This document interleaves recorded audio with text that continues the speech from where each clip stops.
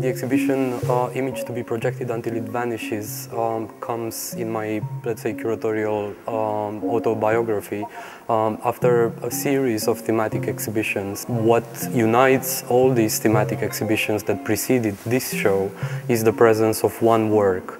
That work is Image of Absalom to be projected until it vanishes by the American artist Matthew Buckingham. In two of those exhibitions, the work was physically present. In the third, it was reproduced in the publication that accompanied the exhibition. Here it inspires the title of the show, and it functions as a mental model for how the show was put together.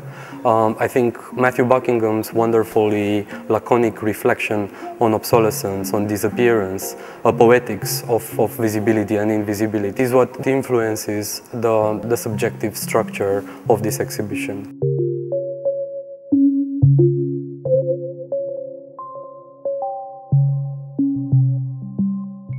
All the works gathered here oscillate between presence and absence encouraging each other into existence, presence becoming absence, and vice versa. It's a play of fade-ins and fade-outs. Maybe an abstract film is composed by the groupings that I've tried to compose here and by the ways in which the works respond to each other.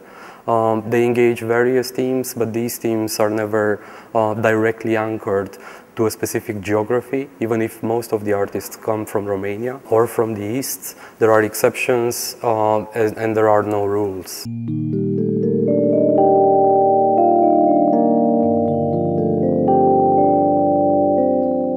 This work is called Hot Air, and it comes really, it's a kind of accidental encounter of things that I pretty much had around me at that time, both in terms of the technology, the old projectors and the kitchen stools which were lying about the studio and the screen, and in terms of a kind of artistic inspiration and various cultural sources that I was kind of thinking about and looking at.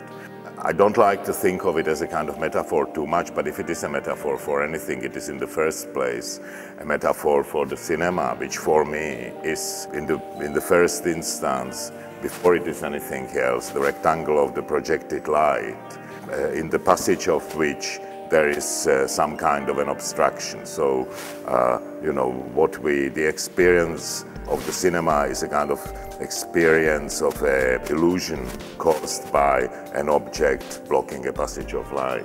On the sort of cultural references front, the work is inspired by the ideas of Marcel Brudars and by Brudars's own sort of obsession with René Magritte, the pipe painting. This is not a pipe, you know, I like the kind of idea that this is more of a pipe than it is an image of a projector. The work was originally made for my exhibition in Antwerp in 2007, where all these references would have been more intelligible than they are perhaps now. And eventually it was shown in a number of shows and ended up in a small solo show in Scotland, in Edinburgh at one point, when I felt that somehow the kind of complications of these culture references may be too much, and so I kind of added another reference in the shape of Joseph Kossuth's little homage to Joseph Kossuth, which comes from a found cigarette packet in Budapest. I would like to particularly introduce two works that were especially commissioned by Museion for this exhibition. One of them is right here behind me.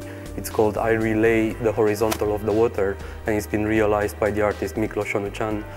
Another one in the background, closer to the entrance, is a book by a collective named Kilobase Bucharest. Miklos Onuchan's work is in a sense a key to the exhibition because it brings together all the threads, all the conceptual threads that inform it and that it pursues. It looks like a segment cut out of the bottom of a dry lake. Why the lake has dried and whether this was a traumatic event, we will never know. But what we do know is that the absence of the water is patiently measured by an artist that seems to behave like a mad geographer, that composes this very rigorous and absurd map chart of absences, trying to bring into presence the other absence, the absence of the water, the absence of the horizontal of the water, and the absence or impossibility of the horizon, which this horizontal helped us imagine.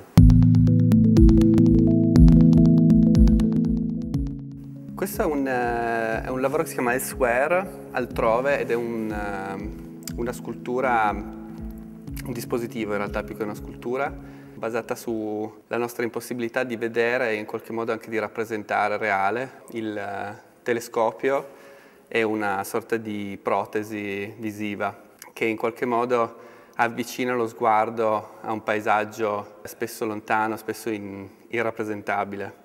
Funziona in qualche modo come un gioco, una presa in giro della scultura, della pittura dal vero e di quest'idea, diciamo, di rappresentare la natura e di plasmarla.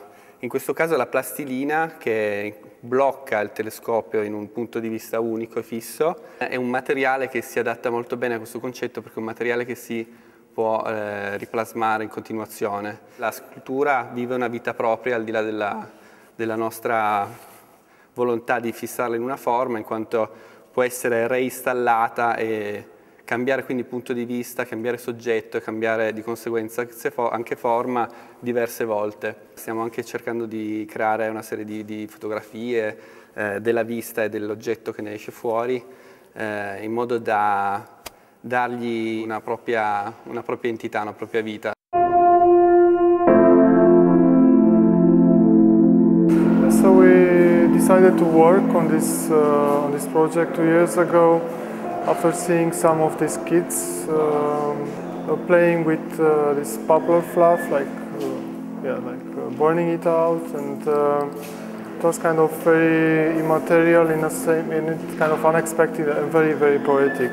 So we decided to work on this theme, and because it's somehow like a metaphor of the sparkle for revolution, for change.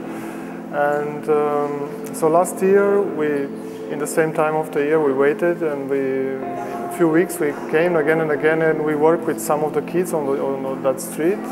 Some are living in a squat, some are from the poor area. I mean, it's a mix of.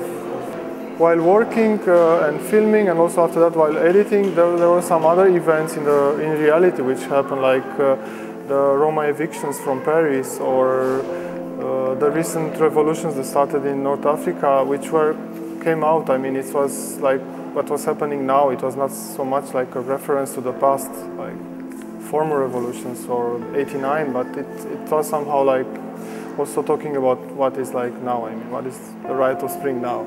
Because it's very ritualistic. I mean, this thing, like this burning of this poplar fluff, it's happening every year actually.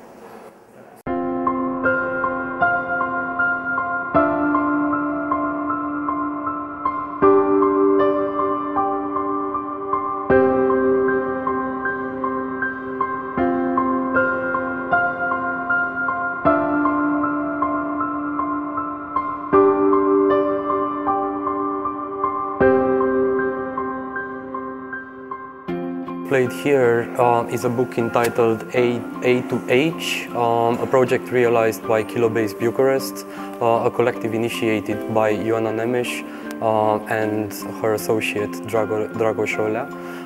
It's a project for a fictitious gallery, bringing together existing or fictitious artists, and it's an attempt to measure the DNA of the city of Bucharest, its topographic, political, emotional idiosyncrasies. A kilobase is a unit to measure the DNA, so identity in a sense becomes measurable in this project. This is only the first volume and the first episode of a project that was going to go from A to Z. This will never happen, unfortunately, and this whole exhibition is dedicated to Ioana Nemes.